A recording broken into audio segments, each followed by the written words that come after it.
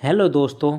तो आज यह वीडियो कमाई से पहले तैयारी का अगला सीरीज मैं रिकॉर्ड कर रहा हूँ और इसमें मैं आपको ये बताऊँगा कि इस गिरावट क्या एवरेज करना सही रहेगा या नहीं। हाँ, आप सही सुन रहे हैं कि इस गिरावट में एवरेज की जाए या ना की जाए। तो ये आपके लिए है और आप इसमें डिपेंड होंगे कि आप कितने दिन से इसमें ट्रेड कर रहे हैं और आपकी कितनी एक्सपीरियंस हो गई है। ये सबसे बेहतर होगा समझाने के लिए। अगर आप मान लो कि 2 साल से ट्रेड कर रहे हैं और 2 साल में आपने अब से लेकर 2 साल का आपके हिस्ट्री आप निकालो। हिस्ट्री में आप ये देखो कि अगर आपकी प्रॉफिट हुई है, अच्छा खासा प्रॉफिट हुआ है, ठीक है, फिर तो आप एवरेज डाउन में कर सकते हो। एवरेज डाउन नहीं, एवरेज अप की जाती है। कभी भी एवरेज करना होता है ना, तो मान लो कि 100 का हमने 100 के भाव में कोई शेयर खरीदा, वो 120 हुआ तो हमने एवरेज कर लिया, 130 हुआ तो हमने एवरेज कर लिया, 150 हुआ तो हमने एवरेज कर लिया। मतलब एवरेज अप करते हम चले गए। एवरेज डाउन की केस में क्या होता है कि अगर हमने 100 के भाव में कोई शेयर खरीदा, वो हमने स्टॉप लॉस सोचा था कि 90 रुपये पे लगाएंगे, लेकिन 90 आ गया तो हमने ये सोचा कि नहीं नहीं, हम लॉन्ग टर्म के लिए रखे हैं और इसको हम और दिन होल्ड करते हैं, एवरेज करते हैं यहाँ पे 90 पे आके।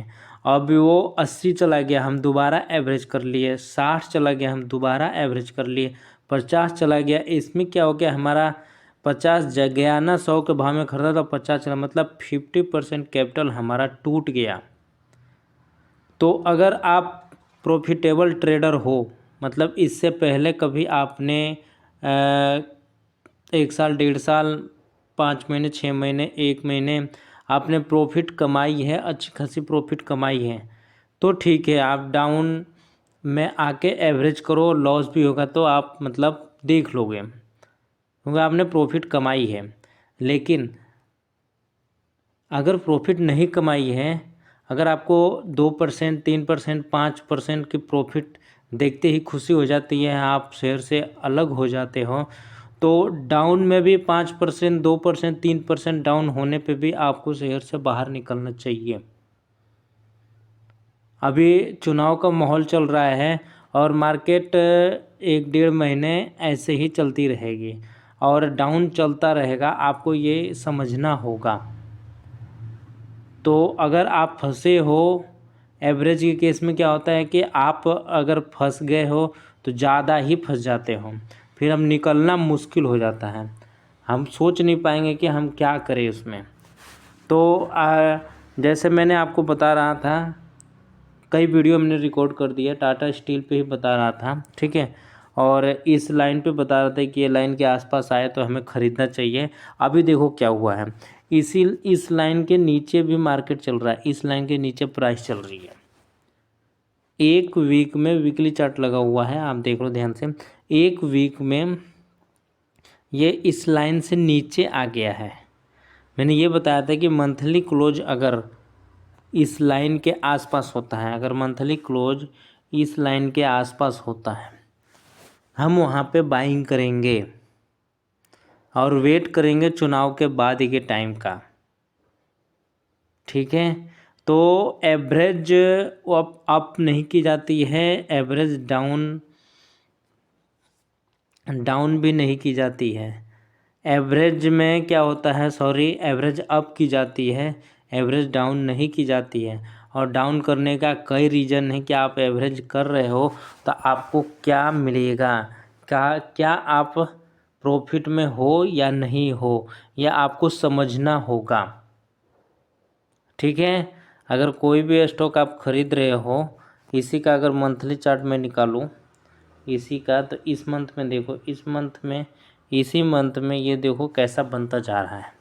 अब यहाँ पे आप ये देखोगे कि देखो एकदम सेम कंडीशन बना था यहाँ पे, एकदम सेम कंडीशन यहाँ पे बना था, ठीक है।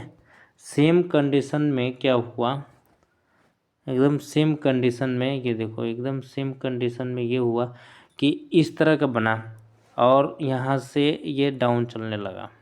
ठीक है, अब सेम कंडीशन अगर यहाँ पे भी बन जाती है तो हम क्या सोचेंगे? पास्ट हिस्ट्री के हिसाब से हमें तो यही लगेगा कि अब यहाँ से कई महीने ये ऐसे चलेगा। इस कंडीशन में अगर हमने बाइंग गलती से कर लिया है तो हम इससे बाहर निकल जाएंगे।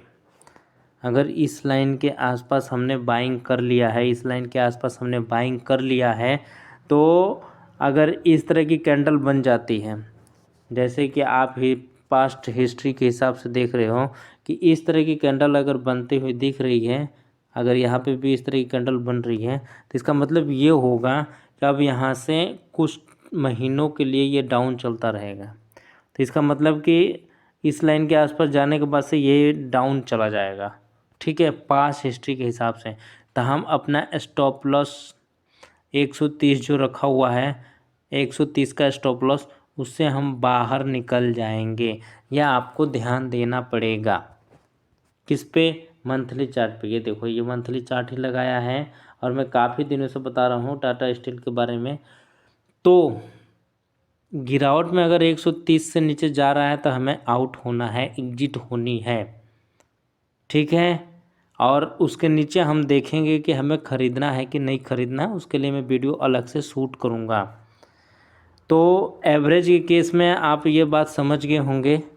मिलते हैं हम नेक्स्ट वीडियो में, तब तक के लिए थैंक यू।